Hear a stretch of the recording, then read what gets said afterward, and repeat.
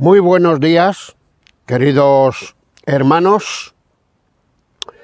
Estamos dentro del tema general de las preocupaciones desmesuradas que encontramos en el Evangelio de Mateo, capítulo 6. En el primer vídeo lo dedicábamos a una introducción necesaria que todo tema completo, como pensamos que va a ser este, necesita. Como dirían en el argot taurino, y hago constar que a mí no me gustan los toros, ni voy a los toros, pero conozco el dicho, hay que poner el toro en suertes. Pues esto es lo que hicimos en el primer vídeo. En el segundo vídeo vimos que las preocupaciones desmesuradas en ocasiones son antagónicas e idolátricas. Y ahora, en este tercer vídeo que vamos a grabar, vamos a ver que las preocupaciones desmesuradas muchas veces nublan todo razonamiento, es decir, carecen de una base sólida. Vamos a verlo esto en algunos textos de este capítulo 6. Versículo 25. Dice aquí el Señor Jesucristo: por tanto os digo, no os afanéis por vuestra vida, qué habéis de comer o qué habéis de beber, ni por vuestro cuerpo, qué habéis de vestir. Y pregunta: ¿no es la vida más que el alimento? ¿Y el cuerpo no es más que el vestido? Una pregunta que ya entraña de por sí una respuesta afirmativa. Y luego en los versículos 28 al 30 vuelve a la carga y dice: y por el vestido, ¿por qué os afanáis? Considerad los lirios del campo, cómo crecen, no trabajan ni hilan, pero os digo que ni aun Salomón con toda su gloria, y mira que Salomón tuvo gloria, se vistió así como uno de ellos. Y si la hierba del campo, que hoy es y mañana se echa en el horno, Dios la viste así, concluye, ¿no hará mucho más a vosotros, hombres de poca fe? Sí, repito esta nueva preocupación. Las preocupaciones desmesuradas muchas veces nublan todo razonamiento, es decir, que carecen de una base sólida. He querido grabar este vídeo aquí, en medio de este campo. Vosotros no lo veis, pero estoy al final del campo. De aquí para allá, lo menos hay 100 metros cuadrados o más, llenos de vides, llenos de vides. Y allí detrás está la ginesta, que ya se está empezando a secar, ya la veréis, color amarillo, ¿verdad? Bien, pues, todo esto que es tan hermoso ahora, mirad, voy a arrancar una hoja. Mirad qué bonito es, Todo esto que es tan bonito ahora, como es las vides, o como son los sarmientos en este caso, como es allí la ginesta, tiene una aparición efímera. Las vides así no las vamos a encontrar siempre. En unos meses, estas vides habrán dado su fruto, que ya está aquí en ciernes, miradlo. Aquí está el fruto en ciernes. Bueno, cogeré uno, Espero que no se enfade el dueño. ¿Veis? Ya está en ciernes el fruto. Pues cuando la uva se haga grande y la cojan o la recojan, todo esto va a desaparecer. Va a desaparecer. ¿Qué va a ocurrir con esto? Pues como ha dicho el Señor aquí, y como también se encargara de decir en Juan capítulo 15, aunque allí con un contexto distinto, todo esto va a ir al horno, va a ir al lugar donde lo van a quemar, y de esto que veis tan bonito aquí, ya no va a quedar prácticamente nada. Notar que Jesús, después de exponer el peligro de la avaricia, que lo hizo en el versículo 24, leo, ninguno puede servir a dos señores, porque o aborrecerá al uno y amará al otro, o estimará al uno y menospreciará al otro. Y concluye, no podéis servir a Dios y a las riquezas, porque esto es avaricia. Digo que el Señor, después de exponer el peligro de la avaricia, ahora pasa a exponer el peligro de la ansiedad, que aunque a primera vista parece menor, y yo pues pienso que sí que es menor, pero cuidado, no nos fiemos de esto, no nos lo comamos de ojo, el tema de la ansiedad, porque también trae su peligro. Mientras que en el versículo 19 el mandato es a no hacerse tesoros, apuntando al peligro de la abundancia, mirad cómo lo dice, no os hagáis tesoros en la tierra donde la polilla y el orín corrompen, y donde ladrones minan y hurtan. Digo que mientras en este versículo 19 el mandato es a no hacerse tesoros, por el peligro que entrañan, aquí en este versículo 25 que hemos leído, el mandato es a no estar ansiosos, tal vez porque no llegamos a final de mes, y entonces se genera en nosotros una especie de desconfianza en Dios, a causa de la escasez.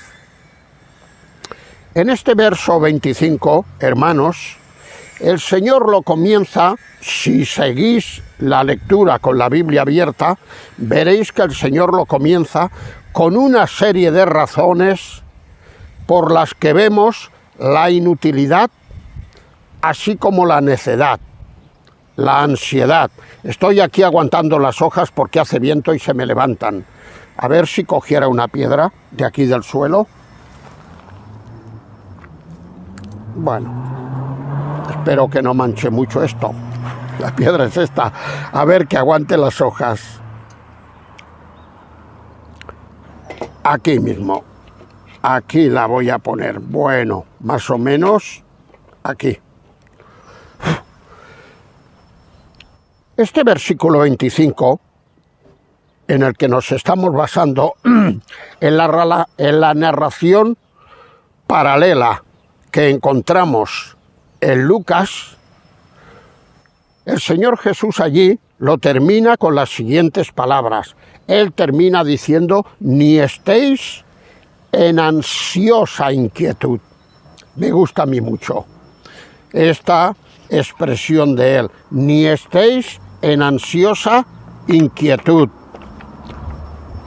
Queridos hermanos, buscar los medios para la subsistencia nuestra es algo lícito, no lo vamos a condenar, es algo lícito.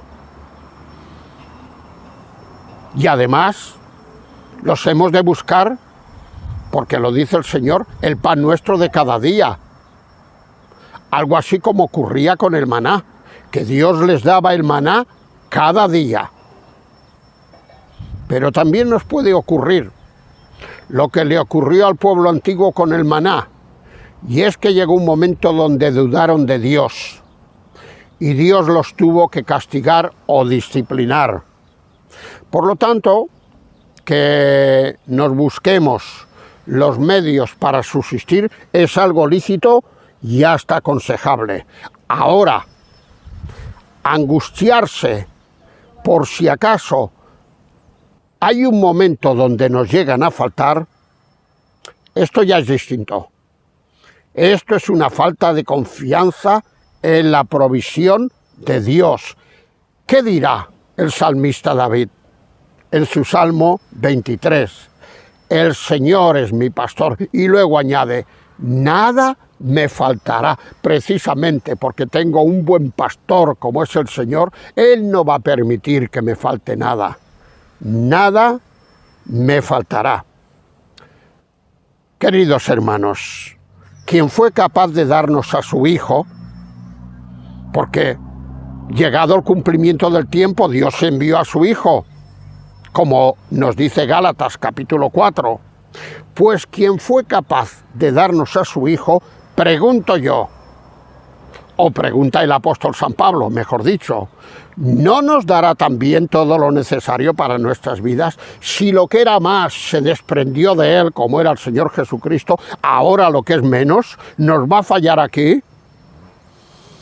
Dice el apóstol San Pablo escribiendo a los romanos, el que no escatimó ni a su propio Hijo, antes lo entregó por nosotros, ¿cómo no nos dará con Él todas las cosas? Hay otras versiones que traducen por escatimó, perdonó, y a mí, aunque las dos son correctas, pero esta última me gusta mucho, porque tiene connotaciones más fuertes.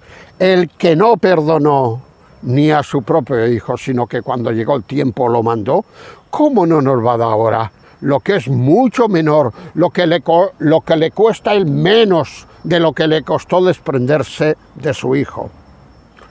Queridos hermanos, Dios no nos ha prometido abundancia. Tampoco nos equivoquemos, Tampoco pensemos que por habernos convertido y por ser hijos de Dios vamos a ser multimillonarios y lo vamos a tener todo. No, en ningún lugar de la Biblia vemos esta promesa. Pero lo que sí que nos ha prometido Dios es sustento diario. El pan nuestro de cada día, dánoslo hoy. El pan nuestro de cada día. No dice de cada año. Tuviéramos que esperar un año, lo tendríamos claro. Ni de cada mes, ni de cada semana, de cada día. La mínima expresión, de cada día. Y el apóstol Pablo dirá a los creyentes de Filipo, mi Dios pues suplirá todo lo que os falta. Aquella iglesia había sido una iglesia muy generosa. Se había metido la mano en el bolsillo, había sacado dinero y se lo había enviado al apóstol San Pablo para su sustento, porque era un siervo de Dios que vivía por fe. Y ahora el apóstol San Pablo, cuando en este capítulo 4 y a lo largo de toda la carta les da las gracias por ese gesto que han tenido con él, les dice, vale, de momento habéis empobrecido un poco. Si teníais 40, después de enviarme a mí lo mío, tenéis 30 o 20. Pero os tengo que decir una cosa. Mi Dios, ese Dios que a mí me ha llamado y me ha puesto en la obra, se ha comprometido a supliros, a devolveros, incluso a multiplicaros, como dice en la segunda carta a los Corintios, creo que es el capítulo 9, 8 y 9 creo que es. Todo lo que os falta, sí, todo lo que os falta. Ahora, claro, también tenemos que interpretar la palabra de Dios sin forzar el texto. Cuando Pablo está diciendo aquí todo lo que os falta, está diciendo esto. No está diciendo que Dios nos ha prometido hacer un crucero por medio mundo, por todas las islas, ¿verdad que sí? Hombre, yo no tengo nada, en contra de hermanos que se pueden permitir este lujo o este capricho, porque su situación económica lo permite. Hermanos fieles, que sirven al Señor, pero que Dios les ha dado esta posibilidad. Nada tengo en contra de esto, ¿verdad que sí? Ahora, claro, el resto, quizá la gran mayoría que no llegamos a estos niveles de riqueza, pues bueno, vamos a tener pan diario, pero no vamos a tener el crucero, No vamos a tener el crucero. Mirad lo que dice Francisco Lacueva, uno de nuestros grandes teólogos. Algunos de nosotros hemos tenido relación con él. Yo soy uno de ellos.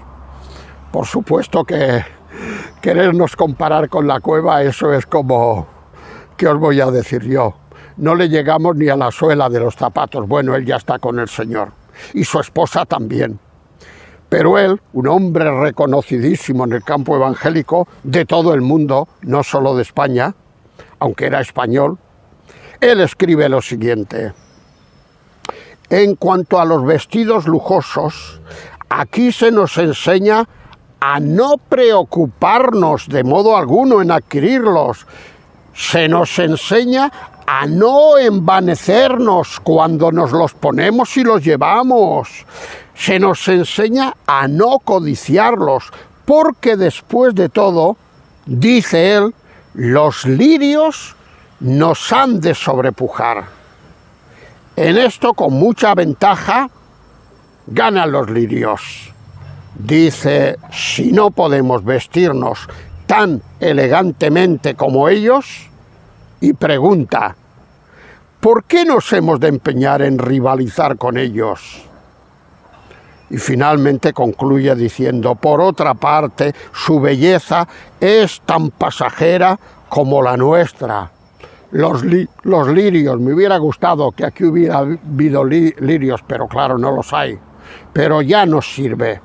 Todos estos árboles y todas estas plantas de la naturaleza, todo esto es muy bonito, pero dice la Cueva, apoyado en lo que dice el Señor Jesucristo en Mateo 6, que su belleza es tan pasajera como la nuestra. Sí, como ya os he dicho antes, en unos meses esto va a cambiar. Y aquí donde vemos esta frondosidad, vamos a ver solamente las raíces, los troncos, que los estoy mirando ahora, que salen retorcidos, que son muy feos. Son feísimos, parece mentira cuando esto está desnudo que esto pueda dar fruto. Pues sí, esto es así. Os voy a decir una cosa, queridos hermanos y queridas hermanas, que va para todos nosotros, comenzando por un servidor. Hay una gran frustración que aquellos que vamos a estar toda nuestra vida sin dormir porque según nosotros no nos llegan las cosas que nos tendrían que llegar, hay una gran frustración. Y es que en aquellos que sí que les ha llegado esto, que sepan que un día las tendrán que dejar aquí, que sepan que un día cuando vayan a la presencia del Señor todo esto no se lo van a llevar. Y entonces el dolor y la frustración y los sinsabores todavía serán mayores, porque acostumbrados a poner toda la confianza en lo que aquí poseían, cuando ya el Señor los despoje de todas estas cosas, la frustración va a ser mucho mayor. Por eso hemos de acostumbrarnos a poner nuestra confianza y nuestra dependencia solo en el Señor. Me viene ahora a la memoria el ejemplo de la mujer de Lot, allí en Génesis capítulo 19. No quiero entrar en cuestiones de la mujer, pero desde luego claramente no tenía la fe de su marido. Aunque aquí estaba pasando un mal momento su marido, no estaba brillando como Dios quería, pero bueno, con todo, era un hombre de fe. Lo dice el apóstol San Pedro en una de sus cartas, el justo Lot, le llama allí. Pero ella, cuando ya finalmente se van de la ciudad, y mira que les costó ir, anda que no ponían excusas. Ella dejaba su corazón allá. Y dice que echó una última miradita, como aquel que fuma y cuando le dice el médico que ha de dejar de fumar, dice, déjeme echar una última caladita. Pues eso hizo la mujer, echó una última mirada y el Señor, como un aviso y como una disciplina para los que tendríamos que venir después, la convirtió en estatua de sal y fue ejemplo negativo para todos y cada uno de nosotros. A ver, que no se me lleve el viento esto. Por otro lado, ya que hemos citado a Francisco La Cueva, ahora vamos a citar a Matthew Henry. Precisamente los comentarios de toda la Biblia que Matthew Henry escribió, se los ha traducido e incluso en algunas partes se las ha ampliado Francisco La Cueva. Él lo hace constar. Él cuando traduce, especialmente en el Nuevo Testamento, algunas partes dice, creo que es a partir, juego ahora con la memoria, de 2 de Corintios o así en adelante, él dice que eso ya no es de Matthew Henry o que es suyo, pero da igual. No está haciendo ningún plagio, porque él avisa. La Cueva era así, era un hombre muy llano, era un hombre muy simpático y que decía las cosas como son, incluso, porque ya sabéis que era un personaje muy importante en el catolicismo.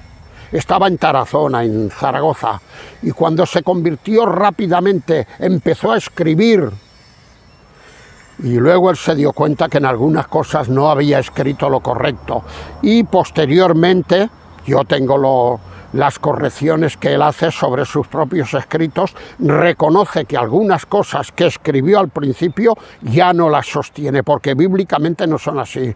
Nobleza obliga. Ojalá hubiera muchas personas como él, ¿verdad que sí? Pues bien, Matthew Henry escribe lo siguiente. Dentro de poco, el lugar donde vivimos nos negará diciendo, nunca te vi, y da la cita de Job 8:18. Tu nombre desaparecerá de la puerta del despacho, desaparecerá de la nómina de la empresa, desaparecerá del padrón del ayuntamiento, hasta tu recuerdo irá difuminándose paulatinamente en la memoria de los vivientes. Y concluye, ¿para qué pensar sobre lo que nos pondremos mañana? Preocupaciones desmesuradas, nerviosas. ¿Para qué pensar sobre lo que nos pondremos mañana? Pues quién sabe si mañana lo que nos pondrán será una mortaja. Qué duro él es aquí, pero qué realista, ¿verdad que sí? Qué realismo tan grande. ¿Para qué vamos a estar preocupándonos a ver mañana qué vestido, qué suéter, qué zapatos, qué... Dice, si posiblemente nos tiremos toda la vida pensando y pensando y lo que nos pongan sea una mortaja. ¿Cómo me recuerda esto? Aquel ejemplo que precisamente le pusieron una mortaja de aquel hombre rico de Lucas, capítulo 12. Dice el Señor Jesucristo que había un hombre rico, que aquel año, pues bueno, tuvo una cosecha, que tuvo que hacer nuevos graneros porque la riqueza y la abundancia de la cosecha no le cabían en aquellos graneros.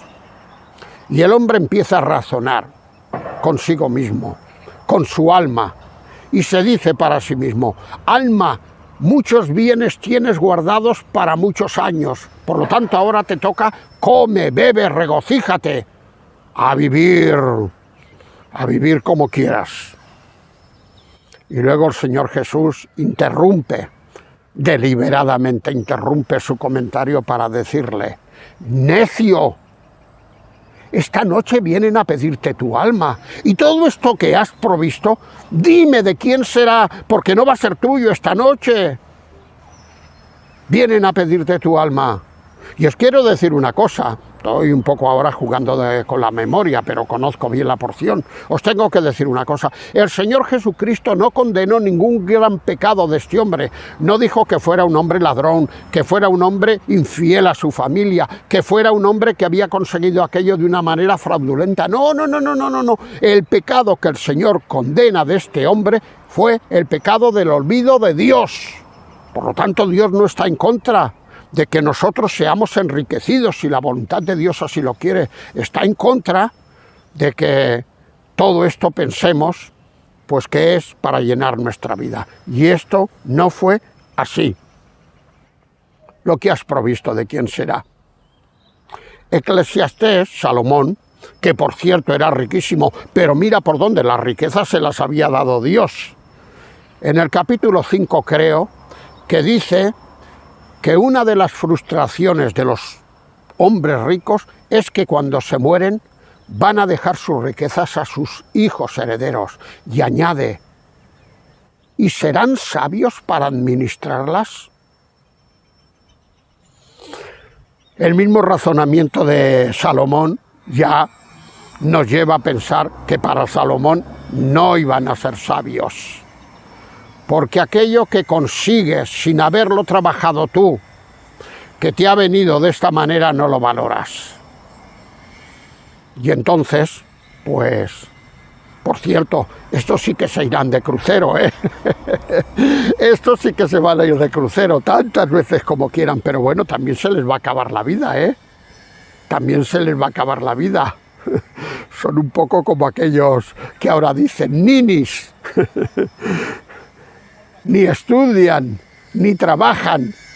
Y yo añado, en un tercer nini, ni lo quieren hacer, hombre, ni lo quieren hacer si la vida les va muy bien así. Pero esto no es ser realista, vamos a decirlo todo. Cierro este pequeño paréntesis. Versículo 30. Dice aquí el Señor: y si la hierba del campo que hoy es y mañana se echa en el horno, Dios la viste así, ¿no hará mucho más a vosotros, hombres de poca fe? Hombres de poca fe.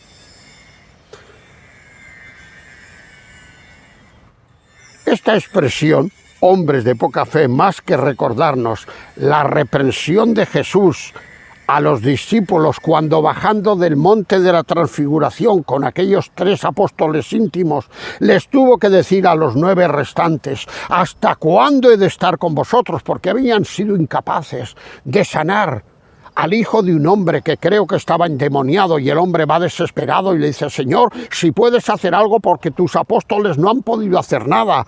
Y el Señor, un poco indignado con ellos, soy muy generoso, mucho indignado con ellos, les dice: pero bueno, ¿hasta cuándo he de estar con vosotros? Pero todo el tiempo que lleváis conmigo, ¿de qué os ha servido? Pues digo de que aquí en esta expresión, que no es la misma, en esta que tenemos delante ahora, que no es la misma, vemos en ella una expresión de profunda pena, al ver que sus discípulos aún estaban lejos de descansar plenamente en la providencia de Dios. Hombres de poca fe. No poca fe para sanar a aquel endemoniado, sino poca fe para creer que yo os voy a dar todo lo necesario. Pero bueno, por favor, no me defraudéis, viene a decirles el Señor. Estos ruidos que oís, no es que nadie me tire piedras, ¿eh? Es que hay aquí una fábrica, una planchistería, y bueno, y todavía no ha cerrado. Menos mal que yo ya voy a acabar pronto. O sea que nadie me está tirando piedras, ¿eh? Queridos hermanos, en este sentido, nuestro afán y nuestra preocupación van en proporción inversa a nuestra fe. En la medida en que tengamos fe, como él ha dicho en este versículo 30, nuestro afán y nuestra preocupación van a quedar orillados, van a quedar a un lado para darle paso a la fe. Por resumirlo en una frase, Jesucristo nos dice que nuestros cuerpos nos han sido dados para ser nuestros siervos. Y esto es muy importante. Esto es muy importante. Porque a veces pensamos que somos nosotros los siervos, los esclavos de nuestros cuerpos, y no es así. Nuestros cuerpos nos han sido dados para ser nuestros siervos, para estar bajo sometimiento nuestro. No al revés, no han de ser nuestros dueños, jamás. Leeos el capítulo 6 de la carta a los Romanos, aquella porción lo deja muy claro. Allí en un contexto distinto, para que no se enseñoree el pecado y todas las demás cosas de vosotros. No, hombre, no podemos permitir que en lugar de ser nuestros siervos, sean nuestros dueños. A partir de este verso 25, el Señor comienza una serie de razones por las que tendríamos que poder ver la inutilidad y la necedad de la ansiedad. Inutilidad y necedad. Y como ya el tiempo ha pasado, finalmente Para aquellos que pensemos que las necesidades de las aves, que no paran de aparecer aquí en este capítulo, y que seguirá abordando a continuación, las necesidades de las aves son mucho menores que las nuestras, y es así, vamos a reconocerlo, las necesidades de las aves son menores que las nuestras, pero para aquellos que pensemos esto, aprendamos también la diferencia de valor que existe a los ojos de Dios. En cuanto a las aves, Dios solo es el creador, mientras que en cuanto a nosotros, a más de ser nuestro creador, es también nuestro Salvador. Por eso el Señor, en un momento dado, ante los que lo estaban escuchando y después de haber hecho un milagro que tenía que ver con una oveja, creo que son los religiosos, los de siempre, que se escandalizan. Creo recordar que lo había hecho en día de reposo. Y el Señor Jesús lo justifica, que no tenía por qué justificar nada, si era el Señor y podía hacer lo que quisiera, con estas palabras: ¿cuánto más vale un hombre que una oveja? Para vosotros probablemente ese hombre no tenía ningún valor, no era familiar vuestro, pero para mí, que soy su creador, sí que tiene valor. ¿Cuánto más vale un hombre que una oveja? Por lo tanto, yo he querido hacer este milagro. Yo he querido hacer este milagro. Espero no haber dicho ninguna incorrección, porque esto no lo tenía pensado. Y si la he dicho, pues disculparme. Pero más o menos la narración es así. En este caso podríamos decir, acoplándolo a lo que estamos viendo en este vídeo, ¿cuánto más vale un hombre que un ave? Claro que el valor de las aves es inferior al nuestro, pero es que claro, el valor del hombre, bueno, el valor del hombre es tan grande y tan alto que Dios el Padre estuvo dispuesto a mandar al Hijo a morir por cada uno de nosotros. Y ahora ya, dejadme que, como siempre, termine en oración al Señor. Señor y Padre, te damos muchas gracias por la oportunidad de tus enseñanzas. Tú siempre sales a nuestro paso en el momento oportuno. No queremos decir que estos tiempos actuales sean más oportunos que los de hace 50, 20, 80 años. Aquellos tendrían sus características, pero estos las conocemos, las características que tienen. Estamos algo nerviosos. Nos han venido cosas como la pandemia, que no sabemos cuándo terminará. Ahora la fiebre no, da igual, no sé la palabra que es, la no sé qué del mono, esta nueva pandemia que está empezando aquí en España, como se llame. Y nosotros estamos un poco nerviosos, pensando que se te han escapado las cosas de las manos, pero no es así.